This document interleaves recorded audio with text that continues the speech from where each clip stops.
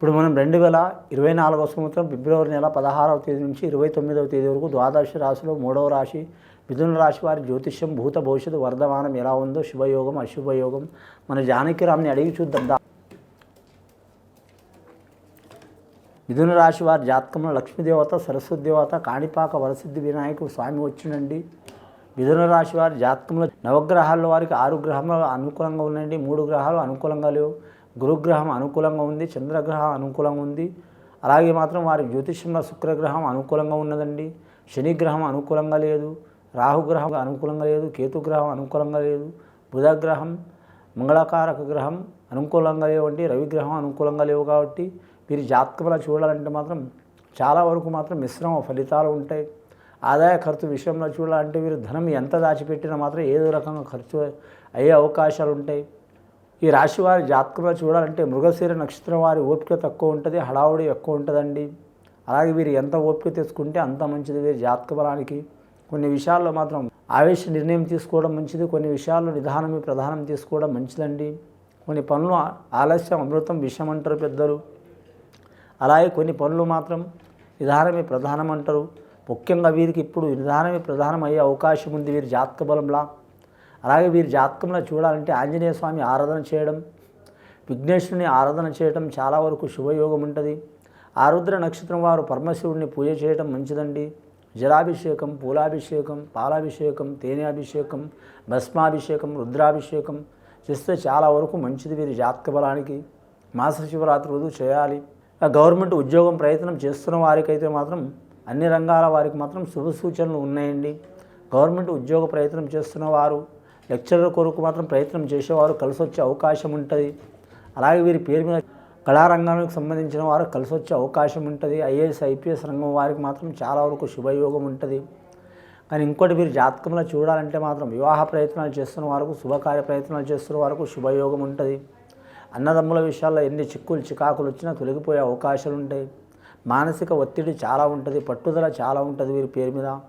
రుణ చిక్కుల విషయాల్లో జాగ్రత్తగా ఉండాలండి. అప్పు ఇవ్వకూడదు, తీసుకోవద్దు.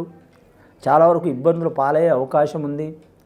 అప్పు ఇస్తే మాత్రం చాలా వరకు మాత్రం మధ్యవర్తి ఉండవద్దు. కానీ భూమి విషయంలో, రియల్ ఎస్టేట్ వ్యాపారం విషయంలో మాత్రం తిరుగు ఉండదు వీరి జాతకానికి. లక్కీ నెంబర్ 9 ఉంటుంది, 5 ఉంటుంది. అలాగే వీరి జాతకానికి గురు మహారదశ మంచిగా ఉంది కాబట్టి మాత్రం కలిసి వచ్చే అవకాశం కూడా ఉంటుంది వీరి జాతక బలానికి. కానీ భార్యాభర్తలతో మాత్రం సంతానంతో ఇబ్బందులు, చిక్కులు చికాకులు ఉన్నవారు, దూరమైన వారు దగ్గరకయ్యే అవకాశం ఉంటుంది. వీరి జాతకంలో వ్యవసాయదారులకైతే మాత్రం చాలా వరకు ఇబ్బందికరమైన పరిస్థితి నడుస్తుందండి. చాలా జాగ్రత్తగా ఉండాలి.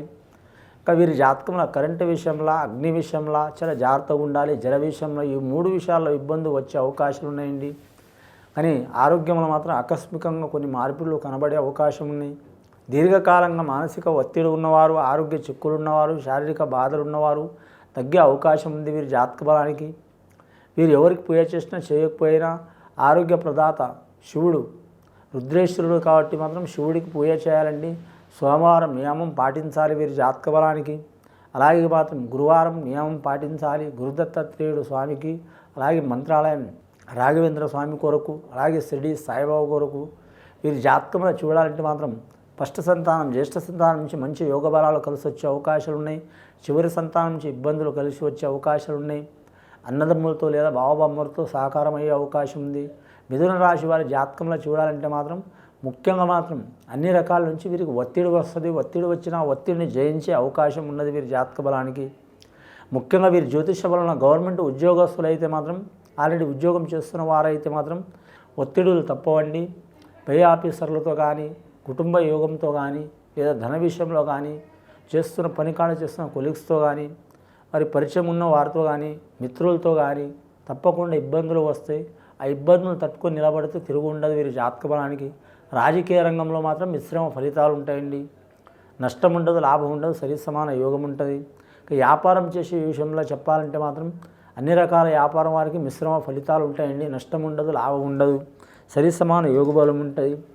కానీ కుటుంబంలో మాత్రం కొన్ని కలతలు తొలగే అవకాశాలు ఉన్నాయి. ఆ కలతలు కూడా తొలగిపోతాయి. సోదర భావం నుంచి సహకారం ఉంటుంది. వీరికి ఆకస్మికంగా మాత్రం చాలా వరకు మాత్రం పనులు తారుమారయ్యే అవకాశం ఉందండి. చెడు అవుతుందన్న కాడ మంచి అయ్యే అవకాశం ఉంది, మంచి అవుతుందనే కాడ ఆటంకాలు వస్తాయి.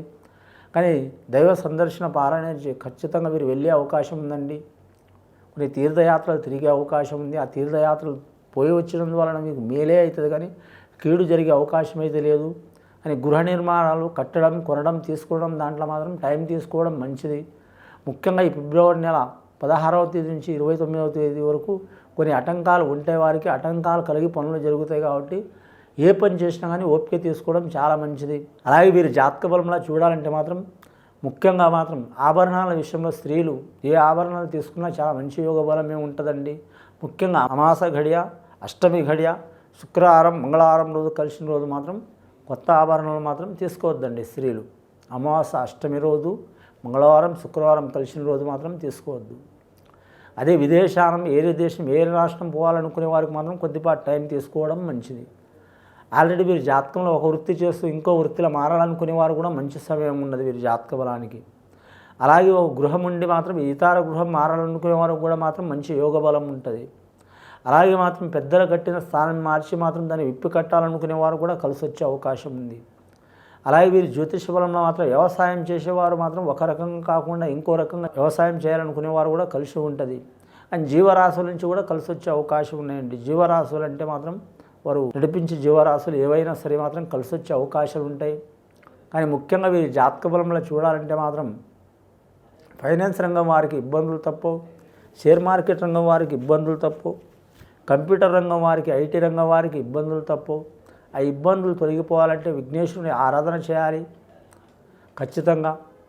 సంకటహర చతుర్థి అని ఒక రోజు వస్తుంది, నెలలో ఒకసారన్నా, 2 నెలల్లో ఒకసారన్నా, లేదా చవితి రోజు, అమావాస్య ముందల చవితి రోజు కానీ, పౌర్ణమి ముందల చవితి రోజు కానీ, సంకటహర చతుర్థి రోజు కలిసి వస్తే ఆ రోజు విఘ్నేశ్వరుని ఆరాధన చేసి పూజ చేయడం చాలా మంచిది. వారి మీద ఉన్న సంకటాలు అంటే చిక్కులు, చికాకులు, దారిద్ర్య బాధలు, గండాలు, నష్టాలు అవన్నీ తొలగిపోయే అవకాశాలు ఉన్నాయి వీరి జాతక బలానికి. నమ్మిన పని జయమయ్యే అవకాశం ఉంది. పెద్దల సహకారం ఉంటుంది, పెద్దల ఆశీర్వాదం ఉంటుంది, అలాగే దైవానుగ్రహం ఉంటుంది. అలాగే వీరి పేరు మీద చూడాలంటే కొన్ని సంవత్సరాల నుంచి, కొన్ని నెలల నుంచి చిక్కులు, చికాకులు, గొడవలు ఉన్న వారితో కూడా మంచి జరిగే అవకాశం ఉన్నదండి. ఇది విని చూసి ఆచరించే వారికి మంచి ఫలితాలు కలుగుతాయండి. శుభం భూయాత్.